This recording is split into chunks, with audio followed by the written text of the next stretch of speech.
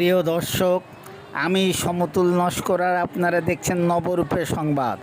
আজকের তাজা খবর, সুন্দরবন প্রেস ক্লাবের উদ্যোগে জয়নগর বন্ধু সংঘে এক রক্তদান শিবিরের আয়োজন করা হয়।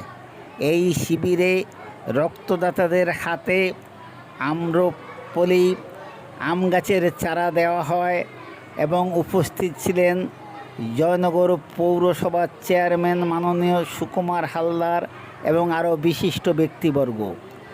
এবং এই অনুষ্ঠানে সুন্দরবন এলাকার সাংবাদিকরা শুধু সাংবাদিকের কাজ করে না, তারাও সমাজের কাজে লাগে এবং রক্তের প্রয়োজনে রক্তদান শিবির অনুষ্ঠিত করেন। এর জন্য এলাকার গ্রামবাসীরা এবং বয়োজ্যেষ্ঠ মানুষ তারা ধন্যবাদ জানান প্রেস ক্লাবের সভাপতি মাননীয় উজ্জ্বল ব্যানার্জি প্রমুখ সদস্য